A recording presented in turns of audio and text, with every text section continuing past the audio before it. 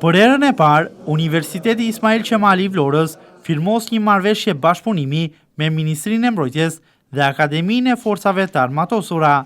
Marrëveshje bashkëpunimi kjo, e cila është firmosur nga rektoria e universitetit, profesore doktore Aurela Saliaj dhe general brigade Bardhyl Nuredinaj, por edhe nga Ulsi Rexhaj, drejtori i Qendrës Kërkimore Shkencore të Forcave të Armatosura, si dhe profesori asociuar Miftar Ramosaçoj, dekani i Fakultetit të Shkencave Teknike dhe Natyrore.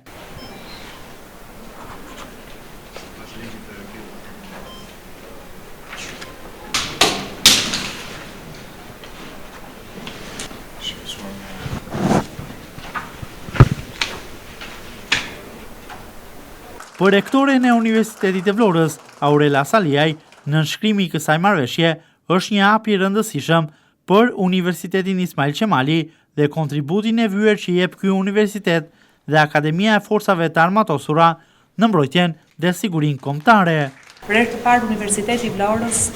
firmos një marrëveshje të përbashkët bashkëpunimi në fushën akademike dhe në fushën kërkimore shkencore me Akademinë e Forcave të Armatosura, si dhe marrëveshje specifike për të zhvilluar një program të nivelit master në ciklin e 2 të studimit, master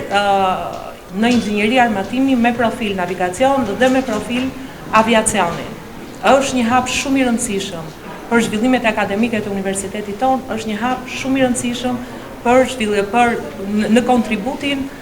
që Universiteti dhe Akademia e Forcave të Armatosura japin në mbrojtjen dhe sigurinë kombëtare. Ministri i Mbrojtjes Piro Vëngu në fjalën e tij thekson faktin se marrëveshja është nënshkruar fal konsultimeve të përbashkëta, të cilat kanë zgjatur prej muajsh. Sipas tij, kjo marrëveshje hedh themelet në ndërtimin e kurrikulave të përbashkëta, si dhe është themeli i ndërtimit të bazës kërkimore shkencore.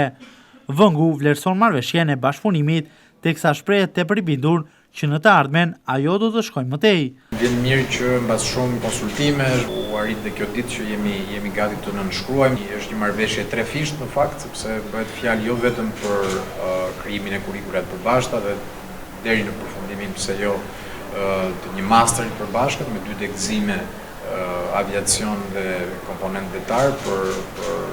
çështjet e industrisë diskutohet. Por gjithashtu kjo nuk mund të zbatohet pa ndërtuar kapacitete kërkimore të përbashkëta dhe besoj se kjo është rësia edhe e marrëveshjes kësaj radhe. Nuk kemi të bëjmë vetëm me bashkëpunim akademik për diplomat përbashkëta, por për të ndërtuar kapacitete kërkimore të përbashkëta që shkojnë përtej fushës akademike, po pse jo edhe për të ndërtuar kapacitete në gjithë spektrin e sigurisë kombëtare, duke ndërtuar në fakt mbi ato që do jenë shtyllat e Vlorës për sa i përket aviacionit, aeroportit të ri dhe nga ana tjetër Pashalimani për komponentin e industrisë navale. Suksese dhe urime të gjitha të dyja stafeve akademike, të cilat tani nga ky moment fillojnë një bashkëpunim më të vrollshëm për të konkluduar me gjitha hapat konkrete në mënyrë që sezoni i ri në fakt të na gjej gati për